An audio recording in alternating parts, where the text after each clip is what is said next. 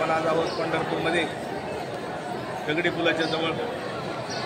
Video बनवण्याचा उद्देश हाच की आपल्याला चंद्रभागेचं दर्शन व्हावं। बाजूला चंद्रभागा आहे, चंद्रभागेकरिता स्नान दोष पळती रानोरा। चंद्रभागेमध्ये स्नान केल्यानंतर जीवनाचं सार्थक होतं, केलेल्या पापाची धुणी होते, पाप आपल्याकडे शिल्लक राहत नाही। माझ्या डाव्या बाजूला सोलापूर कुंड आहे, त्याच्या बाजूला खाली कुंडलिकाचं मंदिर आहे। कुंडलिकाची भक्ती पाहून पांडुरंग थांबले, पांडुरंगाने बोलावलं, पण त्यांनी सांगितले की माझ्या आई वडिलांची सेवा झाल्याशिवाय येऊ शकत नाही, म्हणून युगानुयुगे युगे 28 भेटेवर उभा असा हा पांडुरंग आपल्या सदैव भक्ताच्या सेवेसाठी हजर आहेत। पांडुरंगाने आल्या गेल्याच्या भेटीसाठी पांडुरंग आहे। अवघे गरजे पंढरपूर, जिकडं पाहिलं तिकडं माणसाचा पूर आपल्याकडं असतो। आत्तापर्यंत आम्ही अनेक प्रकारचे सिग्नल पाहिले, रेल्वेचं सिग्नल पाहिलं, वाहनाचं सिग्नल पाहिलं, पण माणसाचं सिग्नल पाहण्याचा योग आज आलेला आहे। माणसासाठी थांबावं लागतंय आणि माणसांनाच रस्ता द्यावा लागतंय, अशी अभूतपूर्व ही वारी, आनंद वारी जगामध्ये सगळ्यात भारी असेल तर पंढरपूरची आषाढ वारी।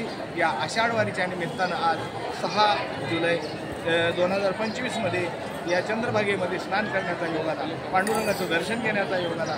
याबद्दल मी स्वतःला भाग्यवान समजतो, धन्यवाद समजतो आणि सर्वांसाठी एक संदेश देऊ शकतो ही चंद्रभागा आपल्यासाठी पवित्र आहे। इथे घाण करू नका, कचरा टाकू नका, कसल्याही प्रकारची घाण करू नका, स्वच्छ ठेवा, स्वच्छ पंढरपूर, सुंदर पंढरपूर अशा प्रकारचं ठिकाण देत आहे। आणि नियमाचं पालन करा, शिस्तीचं पालन करा, आलेल्या मार्गाला व्यवस्थित आपापल्या घरी जा।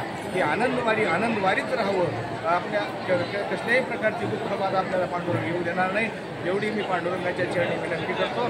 आणखी एक पांडुरंगाकडे मागणी करतो की देवा, हे पांडुरंगा, हे परमेश्वरा, पाऊस भरपूर पाड, माझा बळीराजा सुखामध्ये ठेव। बळीराजा पिकला, बळीराजा सुखी झाला तर सगळ्याला आनंद होणार आहे आणि या पाणी पडल्यामुळं बळीराजाला आनंद होणार आहे। तर सगळ्याकडे समदृष्टी आहे।